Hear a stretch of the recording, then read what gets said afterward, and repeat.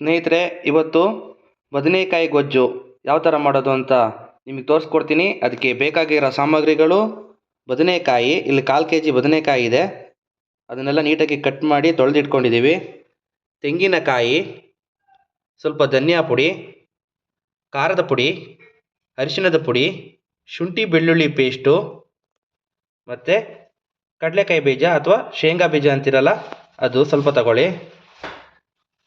ಕಸೂರಿ ಮೇಥಿ, ಜೀರಿಗೆ, ಸಾಸಿವೆ, ಈರುಳ್ಳಿ, ಹಸಿಮೆಣಸಿನ್ಕಾಯಿ, ಒಂದು ಅರ್ಧ ಇಂಚಷ್ಟು ಚಕ್ಕೆ, ಒಂದು 4 ಲವಂಗ, ಮತ್ತು ಒಂದು ಚಿಕ್ಕದು 2 ಟೊಮೆಟೊ, ಈರುಳ್ಳಿ ಮತ್ತು ಕೊತ್ತಂಬರಿ ಸೊಪ್ಪು. ಇವಾಗ ಬದನೆಕಾಯಿ ಪಲ್ಯ ಯಾವ ಥರ ಮಾಡೋದು ಅಂತ ನಿಮಗೆ ತೋರಿಸ್ಕೊಡ್ತೀವಿ. ಸ್ನೇಹಿತರೆ, ಇವಾಗ ಒಂದು ಮಿಕ್ಸಿ ಜಾರ್ ತಗೊಳ್ಳೋಣ. ಅದಕ್ಕೆ ಕೊತ್ತಂಬರಿ ಸೊಪ್ಪು, ಸ್ವಲ್ಪ ಈರುಳ್ಳಿ, ಇನ್ನು ಸ್ವಲ್ಪ ಒಗ್ಗರಣೆಗೆ ಹಾಕೊಳ್ಳೋಣ, ಮತ್ತು ಟೊಮೆಟೊ ಹಾಕೋತಾ ಇದ್ದೀನಿ. ಟೊಮೆಟೊ ಹಾಕಿದ ನಂತರ ಅದಕ್ಕೆ ಒಂದು 2 ಸ್ಪೂನಷ್ಟು ಧನಿಯಾ ಪೌಡ್ರು, 2 ಸ್ಪೂನಷ್ಟು ಧನಿಯಾ ಪೌಡ್ರ್ ಹಾಕಿದ್ದೀನಿ.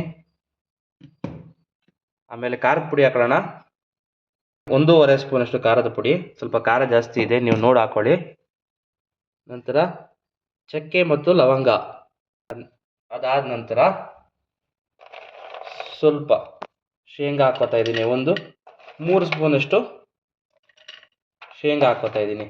ಶೇಂಗಾ ಹಾಕಿದ ನಂತರ ಇದಕ್ಕೆ ತೆಂಗಿನಕಾಯಿ ಹಾಕ್ತಾ ಇದ್ದೀನಿ. ತೆಂಗಿನಕಾಯಿ ಅದು ಕೂಡ ಒಂದು 3 ಟೇಬಲ್ ಸ್ಪೂನಷ್ಟು ತೆಂಗಿನಕಾಯಿ ಹಾಕ್ಕೊಳ್ಳಿ. ತೆಂಗಿನಕಾಯಿ ಹಾಕಿದ ನಂತರ ಇವಾಗ ಸ್ನೇಹಿತರೆ ಇದನ್ನು ಸ್ವಲ್ಪ ನೀರು ಹಾಕ್ಕೊಂಡು ನೀಟಾಗಿ ಪೇಸ್ಟ್ ಮಾಡ್ಕೊಳ್ಳೋಣ. ನೋಡಿ ಸ್ನೇಹಿತರೆ, ಈ ಥರ ಇದನ್ನು ಪೇಸ್ಟ್ ಮಾಡ್ಕೊಳ್ಳಿ. ಇವಾಗ ಒಂದು ಪ್ಯಾನ್ ತಗೊಳ್ಳಿ, ಅದಕ್ಕೆ ಒಂದು 4 ಸ್ಪೂನಷ್ಟು ಎಣ್ಣೆ ಹಾಕಿದ್ದೀನಿ. ಇದು ಸ್ವಲ್ಪ ಬಿಸಿ ಆಗಲಿ. ಎಣ್ಣೆ ಸ್ವಲ್ಪ ಬಿಸಿ ಆದ ನಂತರ ಅದಕ್ಕೆ 1 ಸ್ಪೂನಷ್ಟು ಸಾಸಿವೆ ಹಾಕ್ತಾಯಿದ್ದೀನಿ, ಜೊತೆಗೆ 1 ಸ್ಪೂನಷ್ಟು ಜೀರಿಗೆ ಹಾಕ್ಕೋತಾ ಇದ್ದೀನಿ. ಈಗ ಜೀರಿಗೆ ಮತ್ತು ಸಾಸಿವೆ ಹಾಕಿದ ನಂತರ ಜೀರಿಗೆ ಮತ್ತು ಸಾಸಿವೆ ಹಾಕಿದ ನಂತರ ಸ್ವಲ್ಪ ಈ ಥರ ಮಿಕ್ಸ್ ಮಾಡಿ ಆಮೇಲೆ ನಾವೇನು ಕಟ್ ಮಾಡಿ ಇಟ್ಕೊಂಡಿರ್ತೀವಿ ಈರುಳ್ಳಿ ಮತ್ತು ಮೆಣಸಿನ್ಕಾಯಿನ ಹಾಕೋತಾ ಇದ್ದೀನಿ. ಇಲ್ಲಿ ಖಾರ ಪುಡಿನೂ ಹಾಕಿದ್ದೀವಿ. ಮೆಣಸಿನ್ಕಾಯಿ ನಿಮಗೆ ಖಾರ ಯಾವ ಥರ ಬೇಕು ಅಷ್ಟು ನೋಡ್ಕೊಂಡು ಮೆಣಸಿನ್ಕಾಯಿ ಹಾಕ್ಕೊಳ್ಳಿ. ನೀಟಾಗಿ ಈ ಥರ ಫ್ರೈ ಮಾಡ್ಕೊಳ್ಳಿ. ಈರುಳ್ಳಿ ಸ್ವಲ್ಪ ಬಣ್ಣ ಚೇಂಜ್ ಆಗುತ್ತೆ ಅಲ್ಲಿ ತನಕ ಇದನ್ನು ಈ ಥರ ಫ್ರೈ ಮಾಡಿ. ಸ್ವಲ್ಪ ಕರಿಬೇವಿನ ಸೊಪ್ಪು ಹಾಕ್ತಾಯಿದ್ದೀನಿ. ಕರಿಬೇವಿನ ಸೊಪ್ಪು ಒಂದು ಒಳ್ಳೆ ಫ್ಲೇವರ್ ಕೊಡುತ್ತೆ. ಕರಿಬೇವಿನ ಸೊಪ್ಪು ಹಾಕಿ ನೀಟಾಗಿ ಅದನ್ನು ಕೂಡ ಈ ಥರ ಫ್ರೈ ಮಾಡ್ಕೊಳ್ಳಿ. ನಂತರ ಸ್ವಲ್ಪ ಅರಿಶಿಣದ ಪುಡಿ ಹಾಕ್ತಿದ್ದೀನಿ.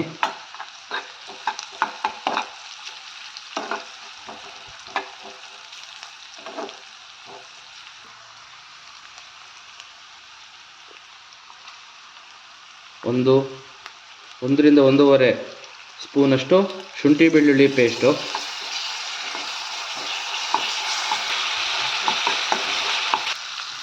ಇವಾಗ ರುಬ್ಬಿರೋ ಅಂಥ ಮಸಾಲೆನ ಹಾಕೊಳ್ಳೋಣ. ಈಗ ರುಚಿಗೆ ಸ್ವಲ್ಪ ಉಪ್ಪು,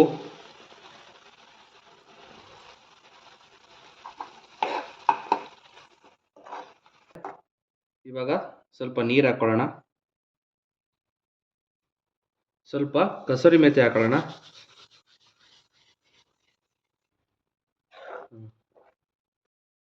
ಇವಾಗ ಈ ಗ್ರೇವಿ ಏನಿದೆ ಇದು ಕುದಿ ಬಂದ ನಂತರ ಅದಕ್ಕೆ ನಾವು ಕಟ್ ಮಾಡಿ ಇಟ್ಕೊಂಡಿರೋಂಥ ಬದನೆಕಾಯಿ ಹಾಕೊಳ್ಳೋಣ.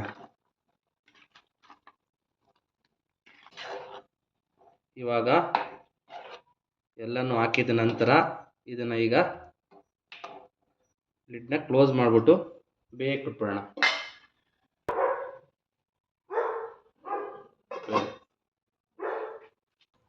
ಸ್ನೇಹಿತರೆ, ಇವಾಗ ನಾವೇನು ಹೇಳಿದ್ವಿ ಬದನೆಕಾಯಿ ಗೊಜ್ಜು ರೆಡಿಯಾಗಿದೆ.